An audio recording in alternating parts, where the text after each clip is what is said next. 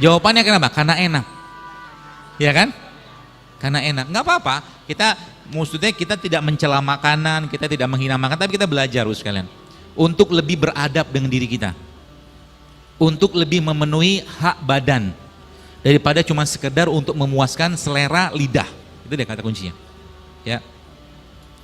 Jadi kenapa milih ini? Ya karena memang enak gitu kan. Enak itu bagian dari penyakit nggak? Sebenarnya kalau dia ujung-ujungnya bahasanya adalah nafsu, dia penyakit.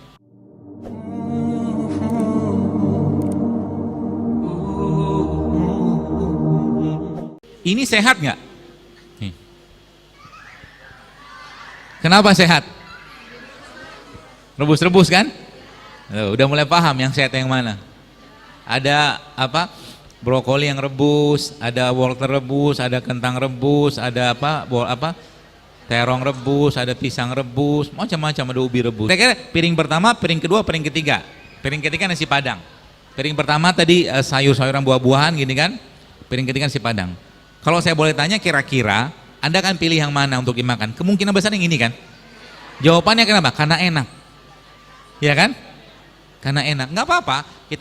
Maksudnya kita tidak mencela makanan, kita tidak menghina makanan, tapi kita belajar sekalian untuk lebih beradab dengan diri kita, untuk lebih memenuhi hak badan daripada cuma sekedar untuk memuaskan selera lidah.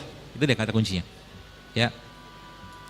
Jadi kenapa milih ini? Ya karena memang enak gitu kan. Enak itu bagian dari penyakit nggak? Sebenarnya kalau dia ujung-ujungnya bahasanya adalah nafsu, dia penyakit. Karena banyak manusia zaman sekarang makannya untuk memuaskan nafsunya.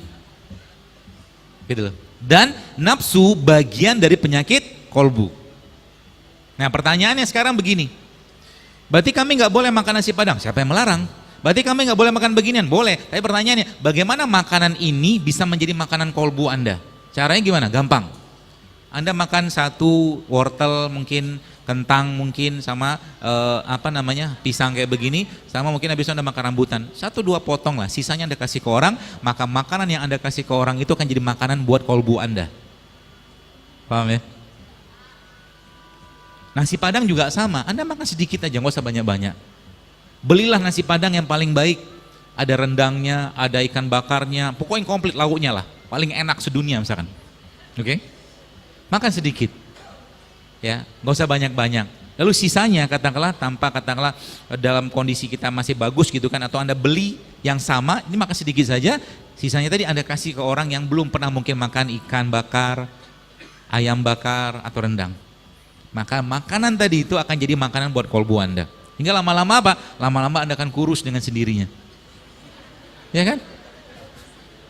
Ini makannya sendirian, nggak mau bagi-bagi sama orang. Yang dimakan nggak sehat, habis itu nggak mau jalan, nggak mau dibakar, akhirnya apa yang terjadi? Begitu-begitu aja. Ya, nggak apa-apa, silakan, tapi tanggung jawab. Dan ingat, kita akan diminta tanggung jawab sama Allah sekalian. Kenapa sakit-sakitan? Ya, kenapa sekarang banyak orang dikit-dikit sakit, kenapa? Karena memang tubuhnya tidak diberi hak. Tubuh tidak diberi hak. Ya, kalau tubuhnya diberi hak dengan baik, maka insya Allah ngobatin penyakit itu jadi gini.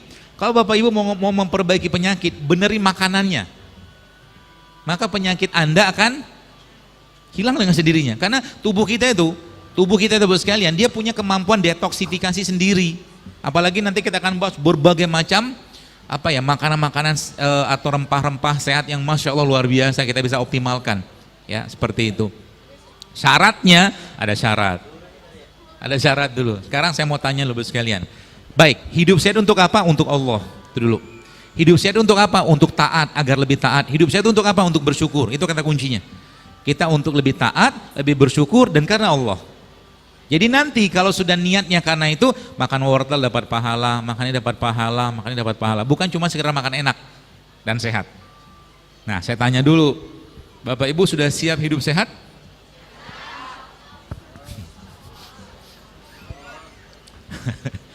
Pelan gitu jawabannya. Sudah siap belum hidup sehat?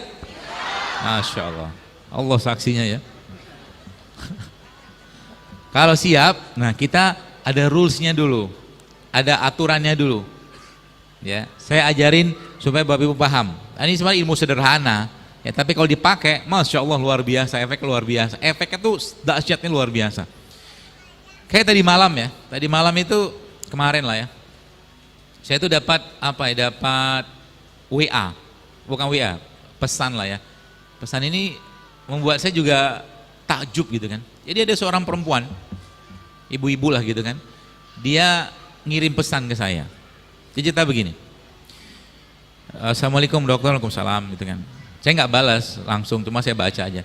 Saya ngetik ini, dia bilang. Saya ngetik ini sampai berlinangan air mata, dia bilang. Kenapa? Jadi start dari lebaran kemarin, beliau minum Ultimate. Yang ibu-ibu udah tahu tuh Ultimate itu isinya apa kan? Kunyit, serai, sama jeruk nipis tuh. Jadi sejak lebaran kemarin dia minum. Insya Allah rutin dia bilang, pagi dan malam. Alhamdulillah pagi ini tes pack dia bilang. Tes hamil itu, dia bilang 2 garis merah jelas banget dia bilang. Padahal rutin minumnya untuk ngobatin tiroidnya. Ada itu enggak?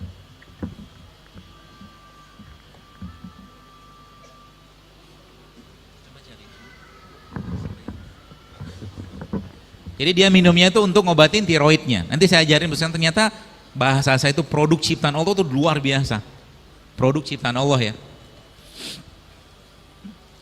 Ya. Ada.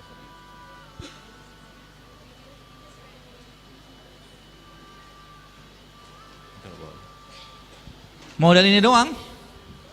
Modal kunyit, modal serai sama jeruk nipis. Enggak. Ultimate itu isinya ini doang. Kunyit, serai sama jeruk nipis. Judul awalnya pengen ngobati tiroidnya. Tapi yang lebih luar biasa apa, Bapak sekalian? Dia cerita. Dia terusan ceritanya dia itu kan, saya beneran sesegukan nulis ini dok, dia bilang. Alhamdulillah, dalam hati saya gitu kan, bahagia banget. Mudah-mudahan saya kuat di usia kehamilan saya ini, usia 39 tahun. Hipertiroid sudah 3 tahun. Terus dia tanya sama saya, mohon sarannya apa? Saya tanya sama dia, ibu menikah kapan? Ternyata dia menikah 2005. 14 tahun ngurusin penyakit, ternyata dengan begitu mudah Allah kasih hamil, Allah kasih anugerah hamil, plus juga tiroidnya juga sudah mulai membaik, modal ini doang. Masya Allah kan? Kok bisa kayak begitu? Karena patuh gitu kan, badannya tidak lagi diasup dengan hal-hal atau barang-barang atau produk-produk yang membuat berat di badannya.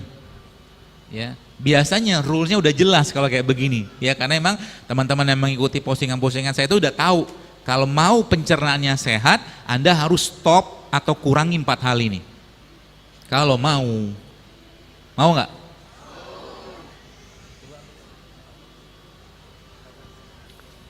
Siap mengurangi 4 hal ini? Saya agak sih, agak lemes kalau ngomong beginian. Beneran nggak ini? Yang pertama, siap ya? Tulis sebaik-baik dan komitmen. Komitmen kepada siapa? Nanti saya kasih solusi alternatifnya atau alternatifnya. Yang pertama, nasi putih. Sudah mulai geleng-geleng kepalanya. Nasi putih, gak usah lama-lama deh, Bapak sekalian. Nah nanti hubungannya nanti, bos, kan kebetulan jamaahnya banyak perempuan nih. Hubungannya sama menstruasi nanti nih. Nanti kenapa sekarang banyak anak perempuan mensnya bermasalah? Nyeri berlebihan, waktu berlebihan, jumlah berlebihan itu kan bermasalah sebenarnya. Menstruasi itu nggak boleh nyeri, jumlahnya nggak boleh terlalu banyak, waktunya nggak boleh lama. Catatannya apa? Harus ada sesuatu yang masuk ke badannya untuk mengimbangi metabolisme badan tadi. Baik, kembali ke tadi yang awal tadi. Pertama nasi putih dulu. Nanti kalau kami nggak makan nasi putih gimana? Tenang, ini kan juga sumber karbohidrat. Betul? Anda bisa bikin padang kaya dengan rempah. Anda bisa bikin itu. Apa tuh singkong, apa bahasa sini tuh? Ubi itu?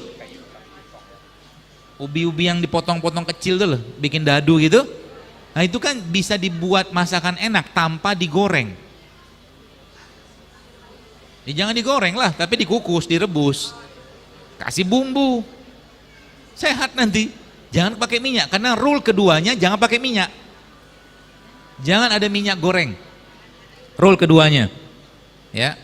Jadi berarti kami nggak boleh makan nasi, bukan nggak boleh nasi putihnya ya, tapi karbonya Anda tetap harus makan. Ini kan karbohidrat nih. Ini kan karbohidrat nih.